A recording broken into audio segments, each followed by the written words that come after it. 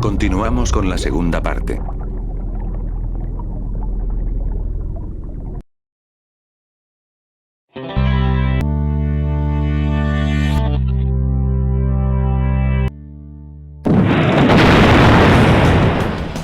Michael Benjamin Bay, nacido en Los Ángeles un 17 de febrero de 1966. Comparación con los otros fue el peor error que pudo cometer. Físicamente imposibles. Termina viajando en el tiempo. No hay duda que no hay duda que la franquicia de Transformers es de las más conocidas alrededor del mundo.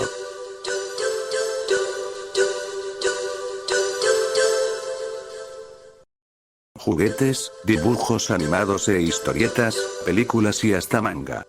Son el vasto mundo de sus interminables aventuras. Vayamos al grano. Hemos visto algunos icebergs sobre este tópico, pero son demasiado cortos y otros se centran demasiado en hechos perturbadores y especulaciones. El mundo de los Transformers es demasiado extenso y complejo. Por lo tanto, les presentamos nuestro iceberg de los Transformers. Este contiene 8 niveles, en el cual abarcaremos con hechos poco conocidos, conocimiento general, origen, etc. Hasta descender a hechos perturbadores y misterios de esta gran franquicia. Cada nivel contendrá de 2 a 3 partes, ya que abarcaremos bastantes temas.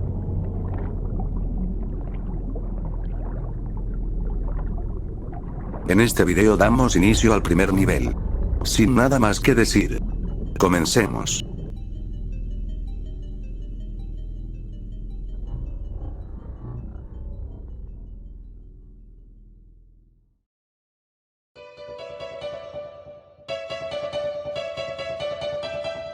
Por increíble que parezca, el origen de los Transformers se remonta a diferentes líneas de juguetes, que poco a poco, se transformaron en lo que hoy conocemos como Transformers. Las primeras figuras de G.I. Joe fueron creadas por Stanley Weston, y lanzados en 1964 por la compañía de juguetes, Hasenfield Brothers Incorporated. Los G.I. Joe se trataban de figuras de acción de soldados articulados de 12 pulgadas o 30 centímetros, con ropa de tela y de variedad de accesorios, como armas, cascos, chalecos, etc.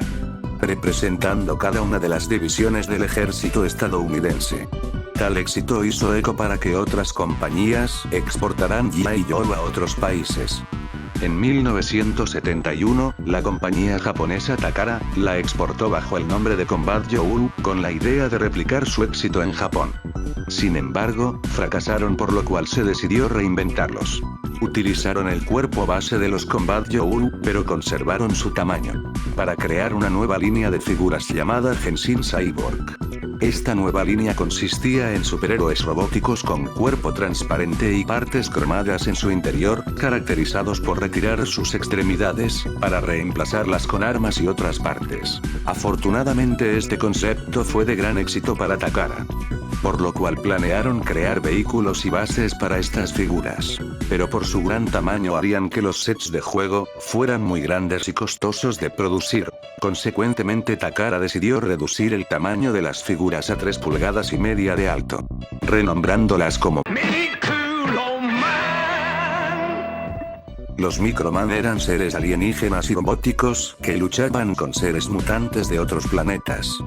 Las figuras poseían partes intercambiables y con sus piezas podían crear figuras combinadas más complejas, y poseían bases modulares a mediana escala. La línea Microman poseía un super robot llamado Robotman, que podríamos considerarlo el pionero de vehículo transformable a robot. Aunque no del todo, ya que la figura se transformaba en un vehículo demasiado abstracto. Aún así, no fue suficiente para un mercado que cada vez se revolucionaba con la idea de robots espaciales. Entonces, Takara tuvo que reinventarse una vez más, concibiendo una nueva colección de juguetes, conocida como Diaclone. Esta nueva línea era un spin-off de Microman, donde minimizarían el tamaño de las figuras piloto, para que los robots fuesen piloteados, y ser el centro de atención de los juguetes Diaclone. Desde trajes robóticos, vehículos futuristas que formaban un superrobot, hasta fortalezas espaciales con ejércitos en miniatura. Takara triunfó y esta vez decidió ir al siguiente nivel, del concepto de robot transformable. En 1982 se da a conocer la sublínea de Car Robots. Fueron los primeros robots transformables, que se convertían en autos y camiones de la vida real, sin la necesidad de desarmarlos. Según la historia de Diaclone, fueron construidos con el propósito de ser pilotados y usarlos como disfraz para emboscar a sus enemigos.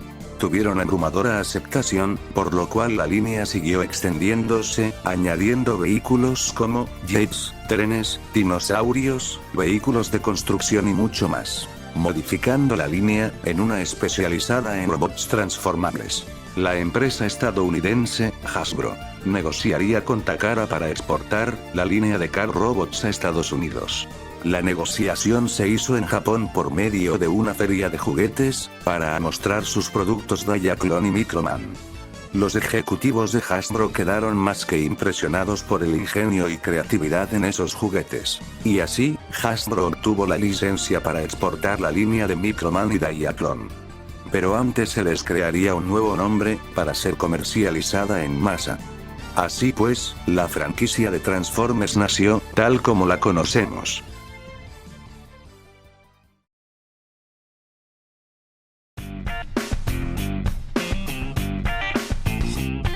Los Autobots Skips y Mudflap, que se refieren a sí mismos como los gemelos, hicieron su primera y última aparición en Transformers: La venganza de los caídos.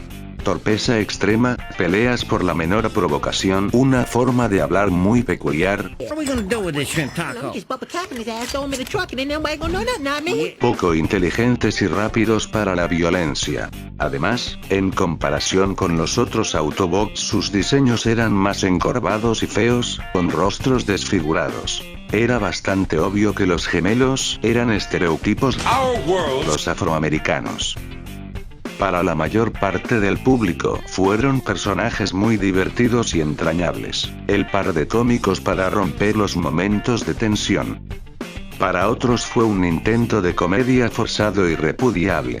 Muchos críticos de cine y prensa en Estados Unidos dieron sus reseñas tras ver la película y mostraron total desagrado por los gemelos Skips y Mudflap, lo que conllevó a mayores repercusiones y polémicas. El director, Michael Bay, dijo: la película es diversión buena y sana y que solo estamos agregando más personalidad. Incluso los guionistas de la película, Roberto Orci y Alex Kurtzman, respondieron a la controversia, alegando que no podían creer que a ciertas personas les ofendiera. Paramount junto a Bay intentaron apagar el incendio, revelando que los gemelos actuaban de esa manera, debido a que padecían de daño cerebral. Pero lo único que hicieron fue agravar más el problema. Al final, el estudio decidió dar de baja a los gemelos silenciosamente a mitad del rodaje de El lado oscuro de la luna. Si bien, sus papeles fueron eliminados de la película, fueron incluidos en la adaptación de cómics de la película y en variedad de figuras en la línea de juguetes. En resumen, los gemelos fueron cancelados debido al que transmitían, y durante los años del Bayverse nunca más se les mencionó. Tal polémica se deriva al rumor que los gemelos brillarán por su ausencia en la línea Studios Iris para no recordar aquel hecho tan bochornoso.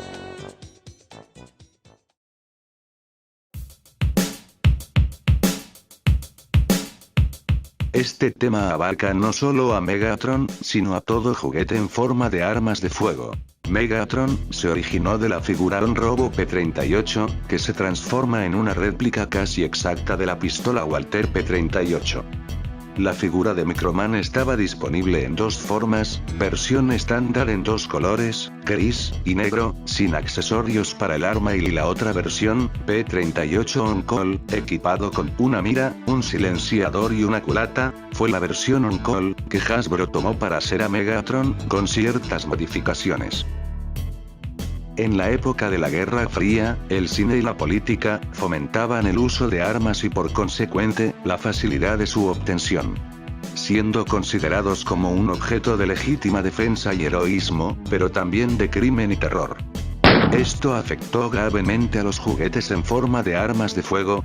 Legisladores federales estadounidenses, hasta finales de los 80, aprobaron la Ley Federal de Armas de Imitación, que obliga a los fabricantes a modificar sus pistolas de juguete, para que parezcan menos realistas. En octubre de 1992 reforzaron la medida, obligando a que toda arma de juguete debía llevar un tapón sólido de color en la punta del cañón, ya sea naranja, blanco, rojo, etc. Aún así, algunos policías tuvieron enfrentamientos con delincuentes que efectuaban crímenes con simples juguetes. Incluso hubo incidentes de policías que hirieron a civiles, que bromeaban con armas de juguete, confundiendo sus intenciones. Por un lado, algunos políticos y activistas propusieron leyes más estrictas para la obtención de armas de fuego y la eliminación de juguetes parecidos a ellas. Para el sector opositor, era una mala idea ya que estaban desarmando a la gente y quitándoles libertades. Desde entonces, el debate sobre el control de las armas de fuego sigue al pie del cañón.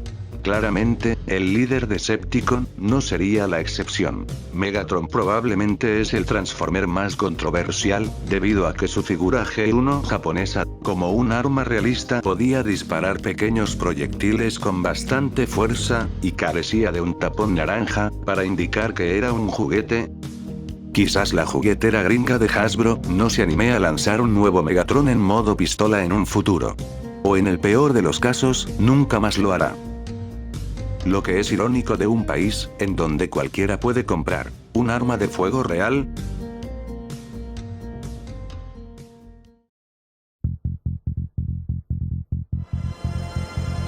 Pontiac fue fundada en 1925 en Pontiac, Michigan, por Edward Murphy, un fabricante de carruajes tirados por caballos. Fabricó sus propios modelos de automóviles como subsidiaria de General Motors. A finales de la década de los 2000, problemas financieros y reestructuración en General Motors estaban calando la marca Pontiac, ya que sus modelos no eran tan comercializados y atractivos para un mercado americano abarrotado de automóviles. Entre los años 2003 y 2004 se estaba planificando una cinta con actores reales para hacer una película de Transformers de acción y de alto presupuesto. Se organizó una enorme campaña promocional para la película, haciendo acuerdos con varias compañías. General Motors tendría la oportunidad para dar a conocer sus nuevos productos y con la esperanza de levantarse económicamente, proporcionando diversos vehículos que serían los robots que veríamos en la pantalla grande. Y estos fueron Chevrolet Camaro Concept, como Bumblebee. Homer H2 Ambulancia, sería Ratchet. Ironhide, una camioneta GMC Top Kick. Jazz como un Pontiac Solstice 2006, uno de los modelos más recientes de la división Pontiac. Efectivamente, la campaña agresiva de marketing funcionó, todos los vehículos representados en la película fueron solicitados inmediatamente, por lo cual, General Motors tuvo que aumentar su producción antes del estreno de la película. Pontiac pudo ser relevante en el mercado y visible al público, pero eso no sería suficiente ante el inminente fin. En el año 2008 Estados Unidos sufrió una gran crisis económica, varias empresas padecieron y tuvieron que despedir muchísimos empleados y recortar presupuestos. En el caso de General Motors, pese a los números y el éxito relativo de Pontiac, se tomó la decisión de descontinuar la fabricación de vehículos Pontiac, para enfocarse en sus 4 marcas estrella: Chevrolet, Buick, Cadillac y GMC. La película de Transformers del 2007 nos deja como testimonio el gran esfuerzo de la marca Pontiac y del potencial que pudo tener.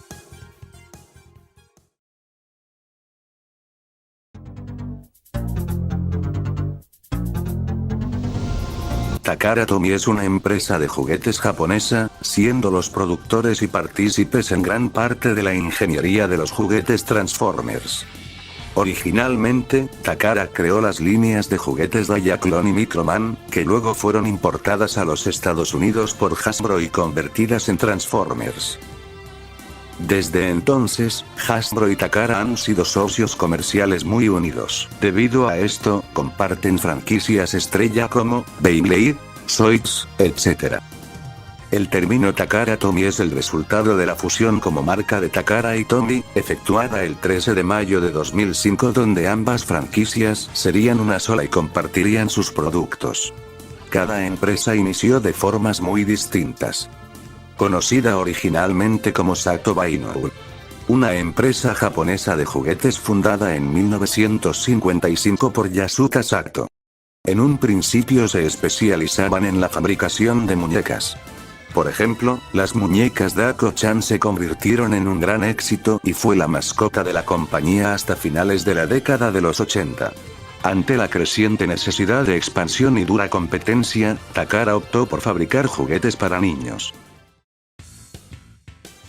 Fundada por Ichiro Tomiyama en febrero de 1924 como Tomiyama Toy Factory, producía aviones y carritos de juguete de metal a escala. En los siguientes años, juguetes a fricción y mecanismos sencillos comenzaron a implementarse y renovar la marca. En 1963 cambiaron su nombre a Tomy como una abreviación de Tomiyama, que era el apellido del fundador. En los años 2003-2004, Takara era segundo fabricante de juguetes de Japón, y Tomy, el tercero más grande, por lo cual se anunció su fusión en marzo del 2005. La movida fue efectuada debido a la fusión de Bandai Namco a principios de 2005. La jugada de Takara y Tomy, sin duda fue lo mejor, ya que lograron superar con creces el número de acciones y éxito comercial ante sus rivales. Actualmente, está sucediendo algo similar hoy en día, la fusión de la marca Takara Tomy, poco a poco se ha estado incorporando a Hasbro en la franquicia de Transformers. Es muy raro de ver diferencias notables entre la versión Takara Tomy y Hasbro en actuales figuras. Dicho tema lo profundizaremos más adelante.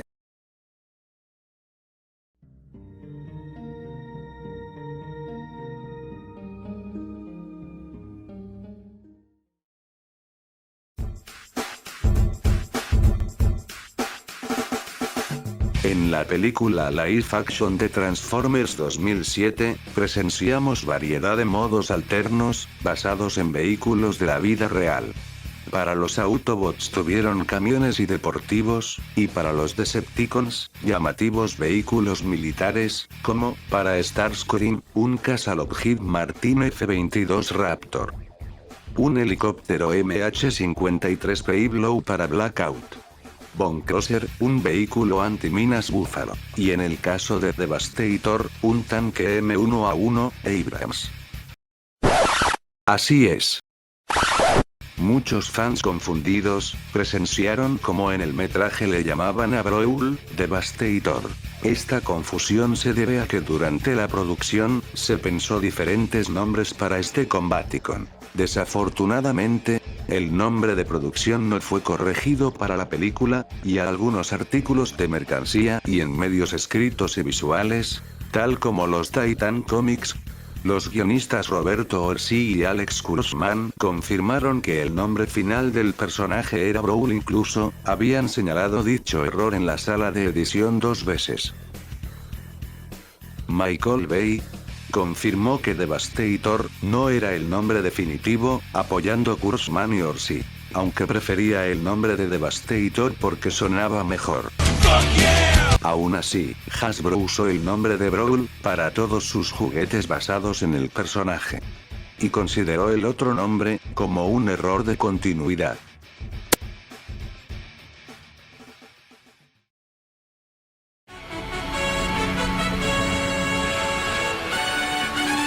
Grimlock es el líder del equipo de los Dinobots que se transforma en un tiranosaurio Rex.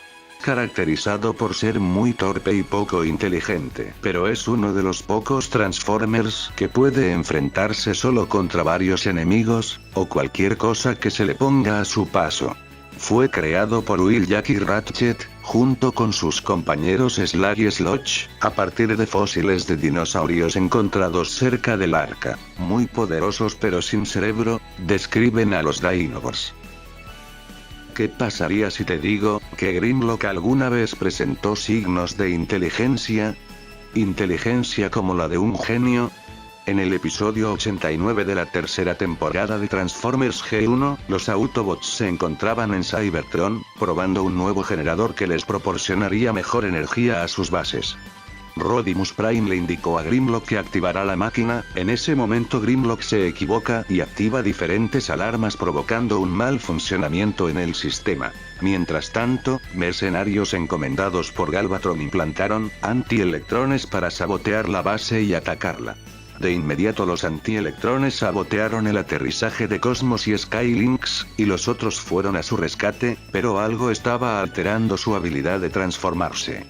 De esa forma, se dirigieron a investigar el origen del problema. Grimlock y Coop llegaron al núcleo de poder. Seguidamente Grimlock mordió los cables del núcleo, recibiendo una potente descarga eléctrica, corrigiendo su cabeza dura por la de un genio bastante arrogante. Más adelante el nuevo Grimlock descifró que fueron atacados con antielectrones, sorprendiendo a los Autobots.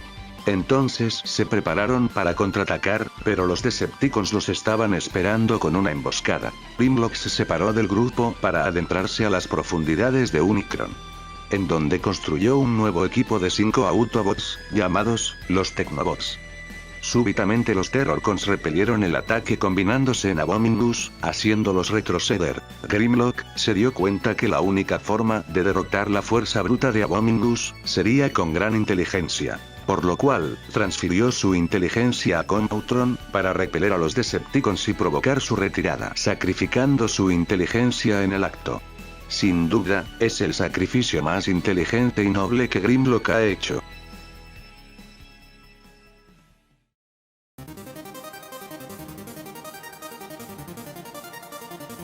IDW Publishing es una editorial estadounidense de historietas fundada en 1999. Reconocida como la quinta editorial de cómics más grande de los Estados Unidos, detrás de Marvel, DC, etc. La compañía es mejor conocida por sus adaptaciones de cómics con licencia de películas, programas de televisión y videojuegos. Es la editorial actual que posee la licencia de cómics de Transformers, desde mayo del 2005, luego del colapso financiero del anterior titular, Dreamwave Productions, a finales de 2004. Desde entonces han elaborado variedad de historias, continuidades, reboots e incluso adaptaciones de caricaturas y películas. Por ejemplo, la adaptación de la serie de televisión, Transformers Animated, y casi toda la continuidad de las películas live action.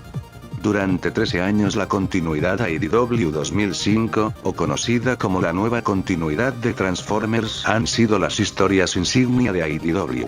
El veterano escritor, Simon Furman, escribió diferentes historias para IDW, contadas a través de miniseries y viñetas, antes de finalmente producirse en cómics en 2009, asentando las bases para esta gran continuidad. Los cómics de IDW dieron paso a grandes historias, personajes y continuidades nunca antes imaginadas. Entre ellas, tenemos Transformers, All Hail Megatron. Es el segundo evento de la editorial, en la continuidad G1, como un pequeño reinicio y un punto de partida para nuevos lectores, de tono más maduro y gráfico, narrando la historia de cómo el ejército Decepticon es victorioso en la Tierra, y cómo los Autobots derrotados huyen por el universo, para planificar una nueva ofensiva. Regeneration One, es la versión de la continuidad principal de Marvel Comics G1. Se establece muchos años después de los eventos del cómic número 80, final de la serie original de Marvel Comics, llena de mucha nostalgia y elementos nuevos.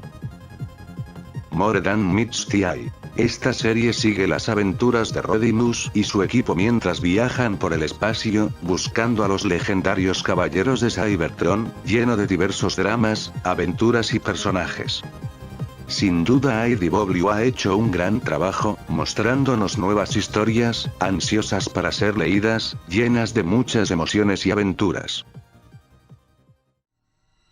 IDW también ha sido reconocido por la implementación de temas bastante sugestivos, como muertes violentas, las secuelas mentales de las guerras, hasta temas de liberación.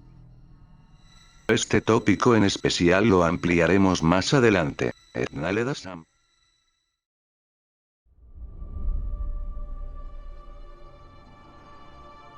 Bumblebee fue la sexta película de Transformers, estrenada en los Estados Unidos, el 21 de diciembre de 2018. ¡John C. La película fue dirigida por Travis Knight, y escrita por Christina Hodson. La película pretendía ser la precuela de las 5 películas anteriores del Bayverse, ambientada en los 80, con estética G1. Siendo un soft reboot, tomando algunas libertades creativas con la continuidad. El metraje nos muestra cómo los Autobots huyen de Cybertron de la Gran Guerra contra los Decepticons, buscando un planeta muy lejano, como un refugio y base para reagruparse y contraatacar. Bumblebee y la joven Charlie Watson son los protagonistas de esta historia de guerra pero llena de nostalgia y amistad. Para fortuna de la franquicia, Bumblebee fue rentable para la casa productora, abriendo la posibilidad a más proyectos con Travis Knight, aunque no fue de mucho agrado para un público cansado de ver películas de Transformers. Aún así, fue elogiada por los fans y audiencia en general, por ser una película familiar muy entretenida y apegada a la historia de los Transformers. Claramente, se dirigían al rumbo indicado. Para nuestra sorpresa, no sería posible, ya que Travis había acordado de terminar la película y regresar a su estudio de animación. Con muchas dudas y rumores durante años, se estuvo manejando información y especulaciones sobre nuevos proyectos cinematográficos de Transformers. Uno de ellos fue, sobre una película 100% CGI, a modo de precuela de Bumblebee, que mostraría cómo se originó la guerra en Cybertron, con más personajes, al estilo G1, hasta se habló de mostrar la ausente apariencia de Megatron. El mismo Travis Knight dijo que Megatron estaba planeado en aparecer en la película, pero se decidió descartarlo ya que no influiría en la trama y tendrían más conflictos de continuidad. Curiosamente, en palabras de personas que vieron la cinta prueba de Bumblebee, dan como acertado, como Megatron con estética G1, aparecía en una escena postcréditos, mostrando cómo el líder Decepticon estaba congelado en las instalaciones del Sector 7.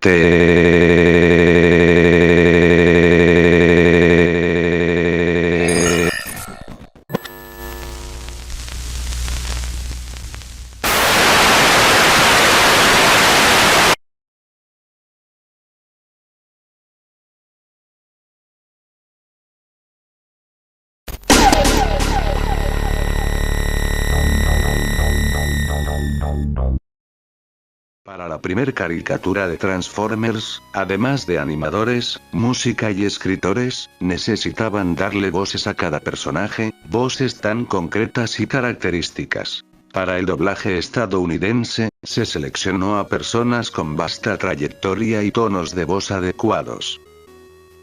En el caso para Optimus Prime, se seleccionó a Peter Cullen. Peter Kleiber Cullen, nacido el 28 de julio de 1941, es un actor de doblaje de origen canadiense. Mejor conocido como la voz de Optimus Prime en Transformers G1 y en la mayoría de las otras encarnaciones del personaje.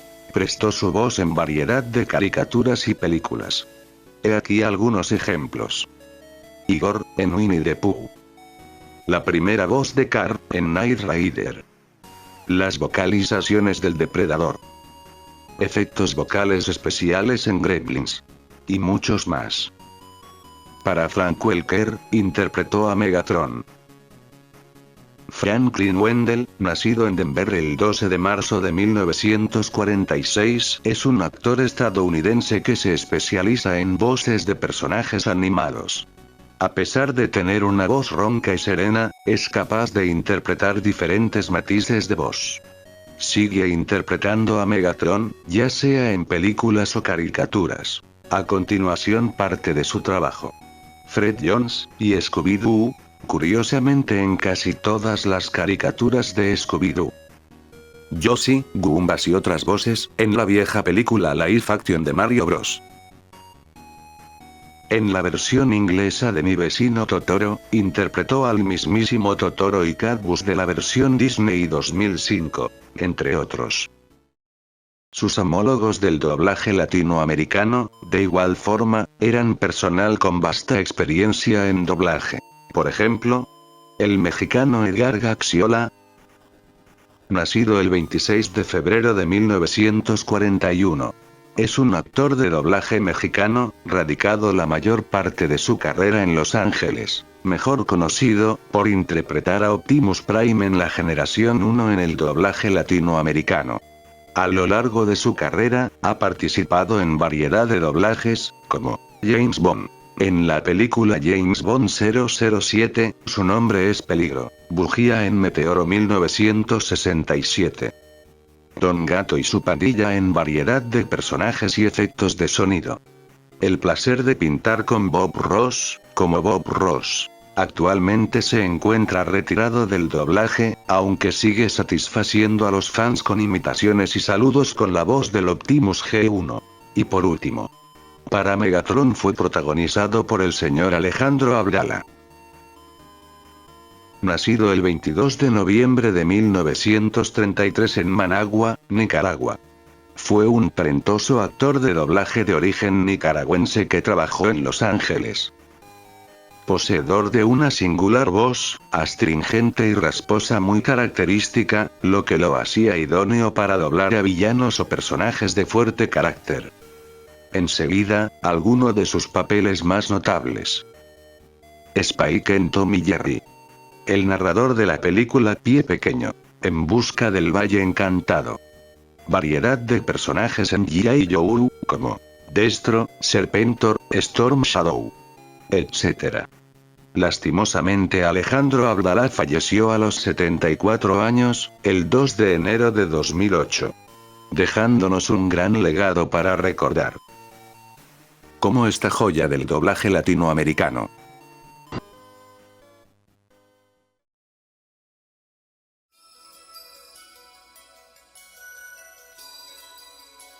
Antes de todo, esto es principalmente en referencia al Hot Rod G1. Hot Rod es el cibertroniano más descarado y testarudo, con una abrumadora confianza en sí mismo que raya en la arrogancia. A pesar de su imprudencia, es el protagonista de la acción y el héroe. El más audaz y atrevido, el imprudente joven promesa, el personaje cool de la serie.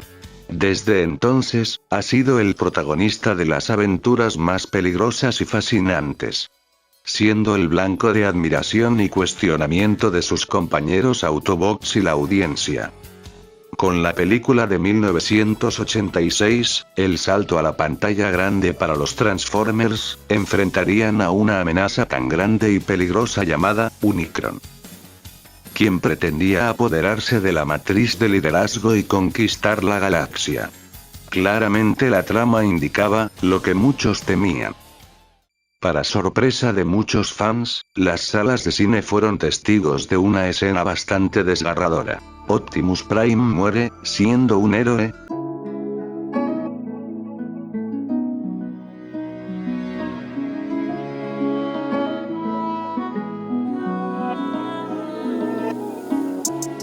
¿Hot Rod realmente mató a Optimus Prime? Pues claramente no. Aunque para muchos fans y diversas teorías, alegan que Hot Rod ayudó a Megatron, para acabar con Optimus y apoderarse de la matriz. Otros más avispados, notaron que fue un intento de Hasbro para nombrar un nuevo líder, ya que la serie tenía que evolucionar. Optimus cedió la matriz a su mejor amigo y soldado, Ultra Magnus. Claramente era el mejor perfil como líder. Lleno de experiencia, mando y sensatez. A pesar de demostrar verdadero liderazgo, la matriz, el guión, en realidad seleccionó al imprudente y culpable, quien sería el próximo líder y el héroe que iluminaría nuestra hora más oscura. Personalmente, el hecho que un novato impulsivo tomara el mando, es algo muy estresante, ya que estamos expectantes de lo que va a pasar, dando mucho juego a la narrativa, pero si no se ejecuta bien, es tomado como un insulto y un recurso muy bajo, para alargar una ficción artificialmente. Después de la película, la G1 continuó con el nuevo líder, Rodimus Prime. Reluciendo su temperamento testarudo y terco, aunque demostrando su evolución y madurez como personaje. Seamos sinceros. Tenía que llenar un hueco que nunca podría llenar, y Hasbro sabía que matar a Optimus fue el peor error que pudo cometer. Por eso Optimus Prime regresó para demostrar quién es el verdadero líder Autobot. Y desde entonces, Hot Rod ha sido objeto de odio y rechazo, ya que el personaje estaría marcado para siempre. Sería como un augurio. Cada vez que Hot Rod aparece, significa que Optimus morirá, o que Hasbro quiere un nuevo líder Autobot.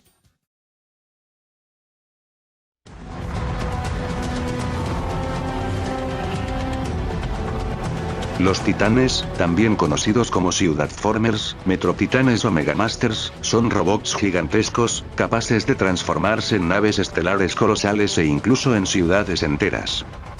Son más poderosos que los Combiners, siendo más grandes, fuertes y capaces de emplear toda la potencia de fuego de todo un ejército en sus cuerpos. Los Titanes son arsenales vivientes capaces de erradicar a una centena de Cybertronianos en microsegundos. Una de las únicas cosas capaces de detener a un titán, es otro titán, resultando en batallas devastadoras. Razón por la cual, tanto Autobots como Decepticons en todo el multiverso, han tratado de reclutar o construir a estos poderosos guerreros en sus filas. Los primeros Titanes hicieron su debut en 1986, con el lanzamiento de Metroplex y al año siguiente con el debut de Fortress Maximus y Scorponok. Sin embargo, a pesar de sus muchas similitudes, este grupo de Transformers no recibió nombre o clasificación oficial, por lo que el fandom ideó términos como Ciudadformers o Ciudadbot. Con el tiempo, estos apodos se quedaron, y algunos eventualmente encontraron su camino en medios oficiales. En los cómics de IDW y la saga de videojuegos War y Fall of Cybertron, promovieron la idea que los titanes eran los seres más antiguos, que vivieron la era pasada de la historia de Cybertron, quienes eran despertados únicamente ante la amenaza de inminente destrucción.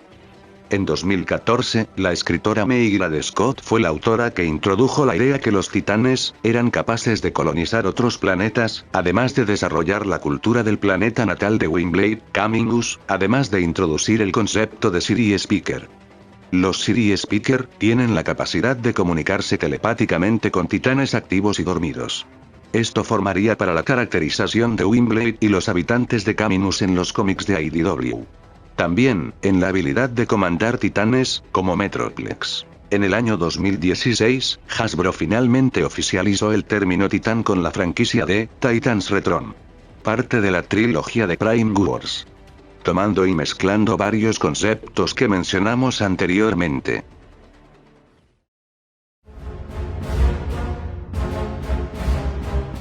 Se trata de una ova de la continuidad japonesa de Transformers G1, que nos narra cómo los Autobots preparan una super fortaleza secreta llamada Scramble City. Los Decepticons se dan cuenta de sus planes y los atacan directamente, resultando en una batalla de diferentes Combiners, mostrando cómo intercambiaban sus extremidades al luchar. En un momento los Autobots estuvieron en problemas, por lo cual, Optimus llamó a Ultra Magnus para traer la fortaleza hacia ellos y contrarrestar el ataque.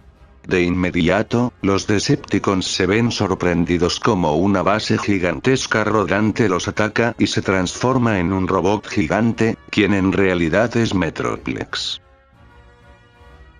Mientras los Decepticons son superados, Megatron de inmediato llama refuerzos, acudiendo al llamado, el Titán Tripticon. Este episodio se utilizó para promocionar la línea de Transformers G1 en Japón en aquella época, con particular énfasis en las figuras Combiner y Titán, resaltando la habilidad de los Combiners para intercambiar sus miembros. Por ejemplo, en Superion, cambiar uno de sus brazos para transformarlo en una pierna y esa pierna ser un brazo. y Menasor, intercambiar sus brazos de izquierda a derecha. De esa manera, el término Scramble City se utilizó para designar diferentes combinaciones para los miembros de un Combiner. En el año 2014, se nos presentaría una nueva línea llamada Combiner Wars, trayendo de vuelta la primicia de Scramble City, llevándola mucho más allá. Una figura torso, siendo el líder de un equipo, podía unirse con cualquier otro miembro que podía transformarse, ya sea una pierna o un brazo, en cualquiera de los Combiner compatibles de esa línea y sus derivados, incluso no pertenecientes a su equipo.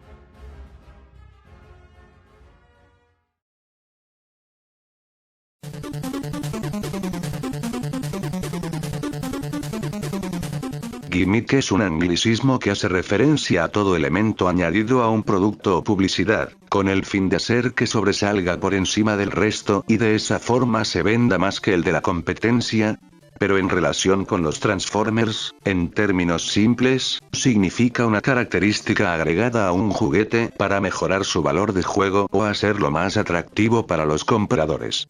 De los gimmicks más conocidos tenemos armas intercambiables, cañones desplegables por un mecanismo o con lanzamiento de proyectiles, Headmasters y Targetmasters, la combinación de dos o varias figuras para formar un nuevo Transformer, autotransformación, luces y sonidos, generador de chispas, armas formadas por las partes de un robot, movimiento motorizado. Figuras con más de dos modos, ya sea los triple changer o sistema de bases modulares de algunos titanes. Cabeza mutante.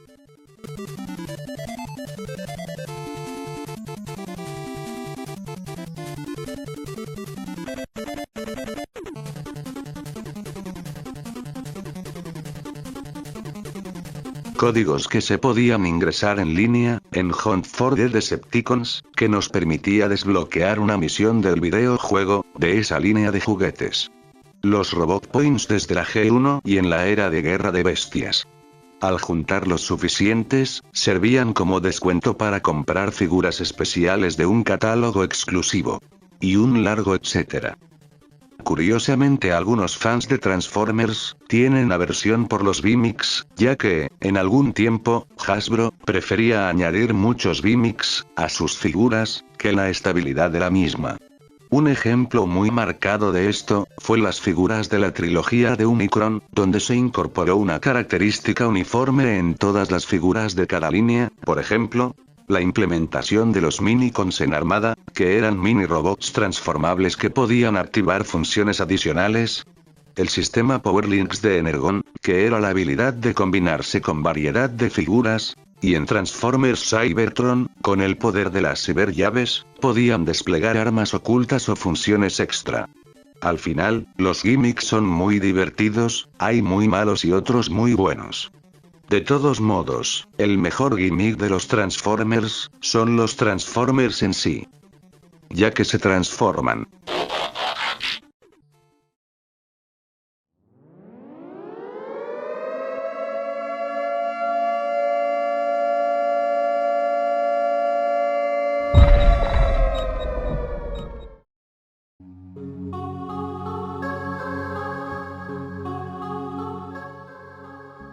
Una continuidad, es un universo ficticio o línea de tiempo que se caracteriza, por personajes y escenarios que se desarrolla una historia o variedad de ellas en un mismo mundo. Por lo general, una continuidad se establece en un solo medio, ya sea en caricatura, película, cómic, etc. Sin embargo, es común que los autores produzcan material adicional que se ajuste a una continuidad ya existente para llenar huecos de guión o conectarla con otros. Esos mundos logran mezclarse para crear un multiverso, siendo un método para refrescar una ficción y extenderla más aún. Un excelente ejemplo sería la película de Spider-Man No Way Home, donde 3 Spider-Man de 3 universos diferentes se juntan para arreglar una brecha universal, que podría acabar con el universo. Otro ejemplo podría ser, un agente secreto ha revelado información ultra secreta del gobierno al público. Y está tratando de escapar por cualquier medio, y por azares del destino, este agente termina viajando en el tiempo. En Transformers, tenemos infinidad de continuidades que parten sobre el mismo concepto de la guerra de Cybertron y la llegada a la Tierra en diferentes medios. Pero cada una presentan cambios, en trama, personajes, etc. y a pesar de ser conjuntos separados de historias, existen importantes similitudes que nos permiten categorizarlos en grupos. En algunos casos logran juntarse y dar paso a una nueva continuidad formando un multiverso. Un claro ejemplo de continuidades es en los 90 con Beast Wars, por Mainframe Entertainment. Esta historia comienza en un momento y lugar no especificados, donde dos facciones de robots en guerra, Maximales y Predacones, se estrellan en un planeta extraño, poblado por animales como los de la Tierra. En el planeta abunda el misterio, con vastos depósitos de energón crudo y evidencia de actividad alienígena. El lugar obliga a los Transformers recién llegados a adoptar formas de animales para protegerse de la radiación ambiental del energón. En un principio, el programa parecía estar en una continuidad completamente separada, pero durante el transcurso de la serie, los espectadores fueron testigos de referencias clásicas de Transformers, como Unicron o la reaparición de Starscream G1 como un fantasma. Estos vínculos con la historia original aumentaron a medida que nos dimos cuenta que la historia se desarrollaba en la Tierra prehistórica, y los personajes habían retrocedido en el tiempo. La tercera temporada se estructuró por completo en torno a los Maximales que defendían a sus antepasados Autobots, durmientes a bordo de la antigua Arca Autobot. Y como los Predacones buscaban más información de sus antepasados Decepticons para derrotar a los Maximales.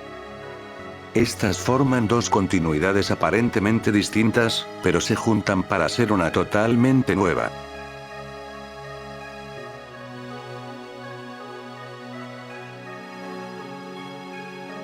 Otro ejemplo sería con la trilogía de Unicron que más adelante hablaremos. Esta trilogía podría ser como una reinterpretación de la G1 y el alto peligro que representa Unicron. Hasta este punto, hemos hablado un poco sobre las continuidades de Occidente, podríamos decirlo como las continuidades americanas. Y como ya mencionamos, las continuidades son distintas historias aparte o en conjunto.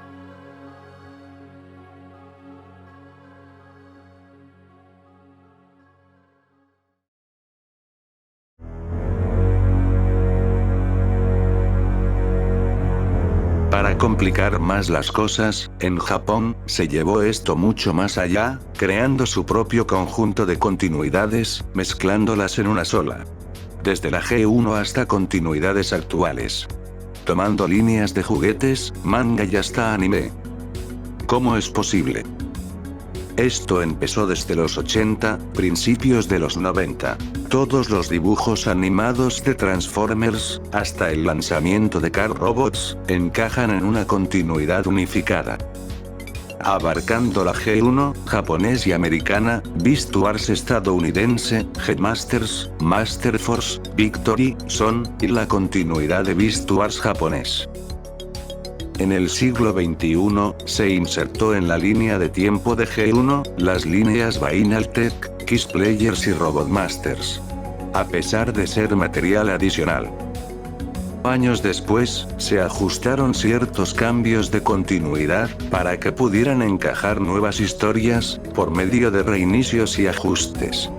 Por ejemplo, que los Autobots y Decepticons de Transformers 2007 provenían de otro universo, adherir la trilogía de Unicron, y sucesivamente. La expansión se extendió en las líneas de figuras de United, Genkei, Generations, puesto que cada figura tenía su biografía, que detallaba sobre el rol del personaje y su historia. Alargando más el arco del multiverso. Por ejemplo, pudimos contar con más de 5 Optimus Prime de diferentes universos. En tiempos recientes, la unificación fue consumada en la línea de Transformers Generations Select, Transformers Legends y sus mangas, donde hay un lugar en la continuidad de dibujos animados y figuras japonesas y americanas. Fuera del espacio y el tiempo tradicionales, se genera una narrativa continua, visitada por cibertronianos de diferentes épocas, y a menudo con décadas de diferencia, resultando en un multiverso complejo, y muy peculiar, donde todo puede ser posible. Desde Black Arania celebrando Halloween con otras Fembot, hasta épicas batallas interdimensionales con Transformers de diferentes épocas y universos.